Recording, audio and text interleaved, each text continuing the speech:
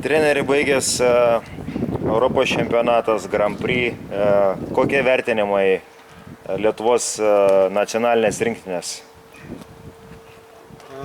Mes pasiekėm šiemet neblogą rezultatą, gražių pergalių prieš didelės regbio valstybės.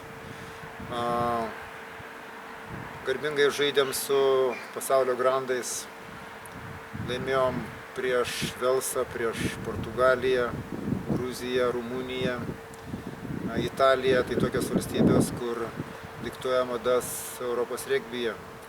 Grand Prix šiemet dalyvavom pirmą kartą, tai planus įvykdėm, buvom užsiplanavę laimėti, patekti 10-tuką, tai mes laimėjom 9 vietą, žaidėm kuo toliau, to geriau ir šiek tiek patrukdė gal dar geresnių rezultatų žaidėjų traumos. Aš šiaip žaidimą vertinu gerai ir rezultatą ir vietą užimta gerai. Tai galima teikti, kad Lietuvos regbio 7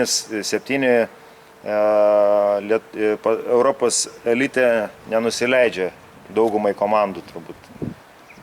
Taip, jeigu pažiūrėti, su kokiom komandom žaidėm ir kokie rezultatai, tai tarkim su Anglija, kuri šiemet užėmė 3 vietą pasaulyje, tai mes pirmą kėlinį prieš juos labai aiškiai pranašavom, turėjom pranašumą ir neaišku, jeigu keletą smulkmenų, neaišku, kaip būtų rezultatas pasibaigęs.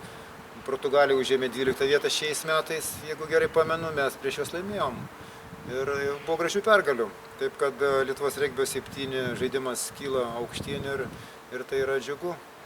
O vaikų amžiui ar jaunimo amžiui regbis 7 Lietuvoje vystoma ir kokios tendencijos šiai dienai?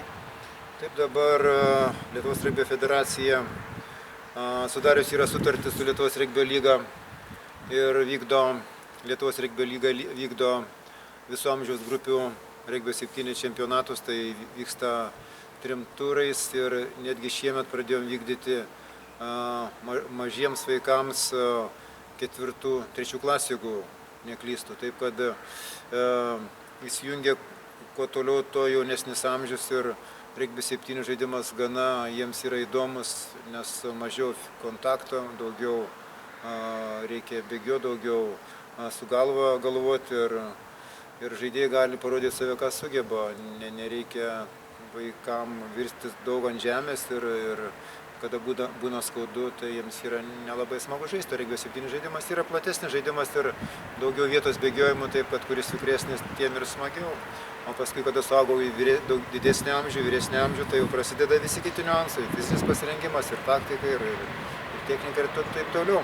Tai va, vykdom 4 amžiaus grupių čempionatus dar įvairaus amžiaus vaikų. Šiandien dienai pasibaigus suaugusių Lietuvos regbio 7 Lietuvos pašto taurėje, kokia susidaro jūsų įspūdis regbio 7 suaugusių čempionate?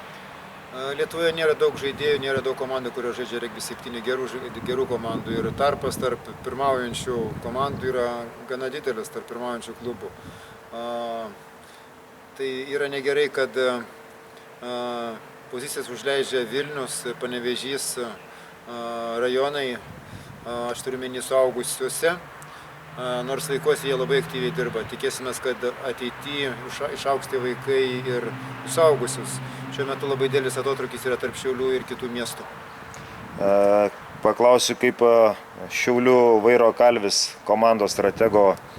Šiandien komanda užėmė 2 vietą ir galbūt truputėlį plačiau pakomentuokit apie pačios komandos žaidimą, apie pačios galbūt komandos dabartinę situaciją galbūt. Šiandien dieną mes nesužaidėm pačio geriausio turnyro, gal nebuvom geriausiai pasiruošę. Varžovai buvo šiandieną geriau pasiruošę ir jie laimėjo pergalę. Tačiau buvo momentų, kad ir ta pergalė galėjo būti ir mūsų rankose. Jeigu būtumėm sužaidę tiksliau, daugiau noro parodė ir galbūt daugiau šaltesnių protų. šiandien pralaimėjom, tai reiškia, kad reikia dirbti ir kitais metais bandyti atsikovoti pozicijas. O po pirmo turo mes tik tai buvom 5 vietoje. Taip susiklostė situacija, kad likom 5 vietoje, šiandien turė mes turėjom užimti mažiausiai 2 vietą, kad bent jau patektumėm į prizininkus, tai mes tą planą tokį vykdėm.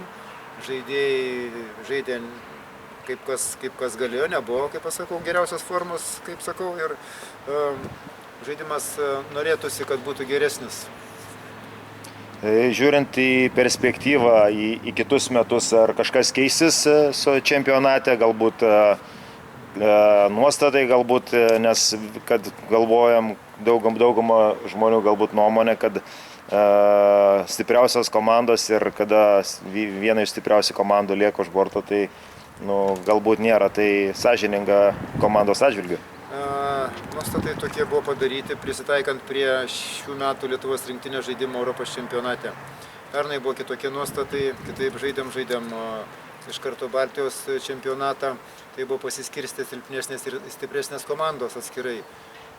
Šiais metais nebuvo daug laiko vykdyti Lietuvos čempionatą, nebuvo daug dienų, laisvų dienų, pilnas vyko pasiruošimas, todėl nebuvo galimybių, mums daug galimybių koreguoti tos nuostatus, kurie buvo šiemet paruošti. Kitais metais bandysim padaryti kitaip, pritraukti daugiau stipresnių komandų, galbūt iš artimesnių užsienio valstybių, tam, kad būtų lygis šiek tiek aukštesnis, neįdomu žaisti stipriai komandai prieš silpną komandą, kas šiandieną matėsi, niekam to nereikia. Tai kad silpnesnės komandos turi žaisti su silpnesnėmis komandomis, stipresnės turi žaisti su stipresnėmis komandomis, tai tą dalyką bandysim kitais metais padaryti. Vėl taip pat žiūrint į Lietuvos rinktinės situaciją, kad paruošti Lietuvos rinktiniai tuo laiku, kada jiem reikės pačių geriausių žaidėjus, geriausios formos žaidėjus. Lietuvos čempionatas turi tam tarnauti. Ačiū už interviu. Prašau.